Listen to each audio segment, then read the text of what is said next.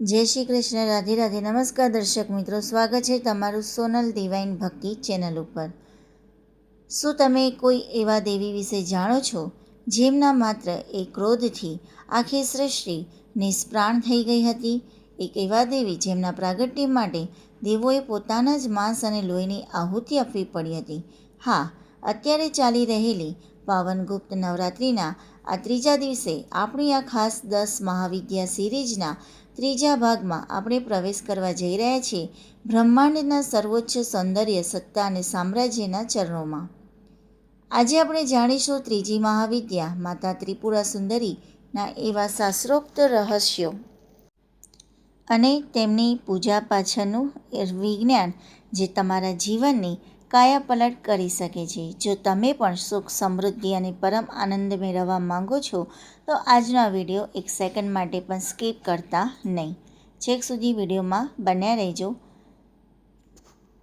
જેવી રીતે મહાકાલી ભયનો નાશ કરે છે તેવી જ રીતે માતા ત્રિપુરા સુંદરી જીવનને આનંદ, પ્રેમ, વૈભવ અને મોક્ષથી ભરી દે છે. આજે આપણે જાણીશું કે શા માટે તેમને ત્રણેય લોકમાં સૌથી સુંદર માનવામાં આવે છે અને તેમની સાધનાથી જીવનમાં કેવી કાયાપલટ થાય છે. વિડીયો ખૂબ જ ખાસ છે. સાચી અને સચોટ માહિતી માટે અંત સુધી જરૂર જોજો.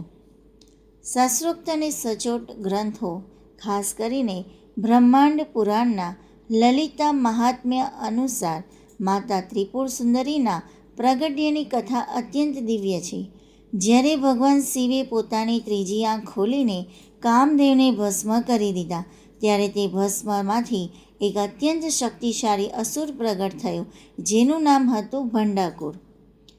ભંડાકુરે કઠોર તપ કરીને વરદાન મેળવ્યું અને સ્વર્ગલોક પર કબજો કરી લીધો. તેને દેવોની તમામ શક્તિઓ હરી લીધી, જેના કારણે આખી સૃષ્ટિ ઉર્જા વગરની અને નિષ્પ્રાણ થઈ ગઈ. આ સંકટમાંથી બચવા માટે દેવર્ષિ નારદના કહેવાથી તમામ દેવોએ આદિ પરાશક્તિને પ્રસન્ન કરવા માટે એક વિશાળ મહાયજ્ઞ કર્યો. દેવોએ પોતાના માંસ અને રક્તની આહુતિ આપી. ત્યારે મહાયજ્ઞના અગ્નિકુંડમાંથી કરોડો સૂર્ય સમાન તેજસ્વી, અત્યંત મનમોહક અને સુંદર સ્વરૂપ પ્રગટ થયું, જે શસ્ત્રોથી સજ્જ હતું. એ જ હતા માતા લલિતા અંબિકા એટલે કે ત્રિપુરા સુંદરી. તેમણે ભંડાકુરનો વધ કરીને બ્રહ્માંડમાં ફરીથી ચેતના અને આનંદનો સંચાર કર્યો. હવે મિત્રો આપણે જોઈએ કે ત્રિપુર સુંદરી જે છે એના નામનો સાચો અર્થ અને એમનું સ્વરૂપ કેવું છે. તો સમજીએ હવે કે ત્રિપુર સુંદરી શા માટે કહેવામાં આવે છે. ત્રિપુર એટલે 3 પુરીઓ અથવા 3 અવસ્થાઓ: જાગ્રત, સ્વપ્ન અને સુષુપ્તિ. આ ત્રણેય અવસ્થાઓની જે ઉપર છે, જે બ્રહ્માંડના 3 ગુણો સત્વ, રજ અને તમ ને નિયંત્રિત કરે છે, તે દેવી ત્રિપુર સુંદરી છે. તેઓ બ્રહ્માંડની સર્વોચ્ચ રાણી છે. તેથી જ તેમને રાજરાજેશ્વરી પણ કહેવાય છે. તેમનું સ્વરૂપ હવે આપણે ધ્યાનથી સમજીએ. તેઓ ઉગતા સૂર્ય જેવા લાલ રંગના વસ્ત્રો ધારણ કરે છે, જે બ્રહ્માંડની સર્જન શક્તિ અને કરુણા દર્શાવે છે. તેમના 4 હાથોમાં ખાસ આયુધો છે. નંબર 1, શિરડીનું ધનુષ, જે આપણી 5 જ્ઞાનેન્દ્રિયો અને મનનું પ્રતીક છે. નંબર 2, પુષ્પબાણ એટલે કે ફૂલોના તીર, જે પ્રેમ અને સકારાત્મક ઈચ્છાઓ દર્શાવે છે. નંબર 3, પાશ એટલે કે દોરડું, જે મનના મોહ અને બંધનોને નિયંત્રણમાં રાખે છે. નંબર 4, અંકુશ, જે આપણા ક્રોધ અને અહંકાર પર અંકુશ રાખવાનું શીખવે છે. હવે આપણે જોઈએ શ્રીયંત્ર અને માતા લલિતાનું વિજ્ઞાન, બરાબર, કે જે ત્રિપુર સુંદરી જે કહેવાય છે. પૂજામાં ઘણીવાર શ્રીયંત્ર આપણે જોયું હશે ને આપણે પૂજા પણ કરીએ છીએ. પણ શું તમે જાણો છો કે શ્રીયંત્ર વાસ્તવમાં માતા ત્રિપુર સુંદરીનું જ ભૌમિતિક સ્વરૂપ છે? તંત્રશાસ્ત્રમાં શ્રીયંત્રને યંત્રોના રાજા યંત્રરાજ કહેવામાં આવે છે. શ્રીયંત્રની અંદર 9 ત્રિકોણ હોય છે, જે એકબીજા સાથે જોડાયેલા હોય છે, જેનાથી 43 નાના ત્રિકોણ બને છે. તેની બરોબર મધ્યમાં એક નાનું બિંદુ હોય છે, જેને મહાબિંદુ કહેવાય છે. આ બિંદુ પર જ માતા ત્રિપુર સુંદરી પોતાના કામેશ્વર શિવ સાથે બિરાજમાન છે. વિજ્ઞાન પણ માને છે કે શ્રીયંત્રની રચનામાંથી અદ્ભુત કોસ્મેટિક એનર્જી એટલે કે કોસ્મિક એનર્જી એટલે કે બ્રહ્માંડની ઉર્જા નીકળે છે.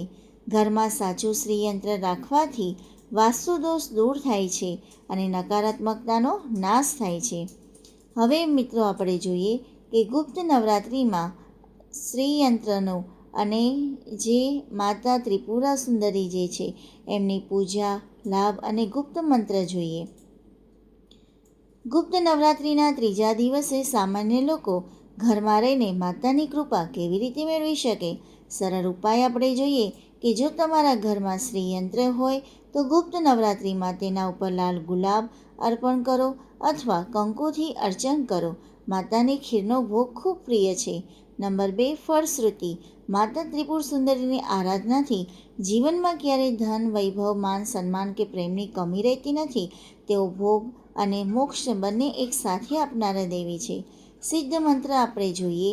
આધ્યાત્મિક જાગૃતિ અને માનસિક શાંતિ માટે માતાના સરળ મંત્રનો જાપ કરી શકાય. ઓમ ત્રિપુર સુંદરે નમઃ અથવા લલિતા ગાયત્રી મંત્ર. ઓમ ત્રિપુરા દૈવે વિદ્મહે કામેશ્વરે ધીમહિ તન્નો ક્લીમ પ્રચોદયાત. સરસ મજાના મંત્રો છે, એનો જાપ કરવો જોઈએ. બ્રહ્માંડના પરમ સૌંદર્ય અને સત્તાના દેવી માતા લલિતા આપણા જીવનને સુખ સમૃદ્ધિથી ભરી દે તેવી પ્રાર્થના. આપણી ચેનલની આ ખાસ સિરીઝ જે 10 મહાવિદ્યાઓ જે છે એનો આ ત્રીજો ભાગ તમને કેવો લાગે તે કમેન્ટ બોક્સમાં ભક્તિભાવ સાથે જય માતા ત્રિપુર સુંદરી અથવા જય અંબે લખીને જરૂર જણાવજો. વિડીયોને લાઇક અને તમારા મિત્ર સાથે શેર કરવાનું ભૂલતા નહીં. હવે આવા ચોથા ભાગમાં આપણે જાણીશું ચોથી મહાવિદ્યા, આખા બ્રહ્માંડનું પાલન કરનાર માતા ભુવનેશ્વરીના દિવ્ય રહસ્યો. જોડાયેલા રહો. ચેનલ ઉપર નવા હો તો પ્લીઝ ચેનલને સબસ્ક્રાઈબ કરી લેવી, જેથી તમને આવા સરસ મજાના વિડીયો મળતા રહે. ત્યાં સુધી જય શ્રી કૃષ્ણ. રાધે રાધે.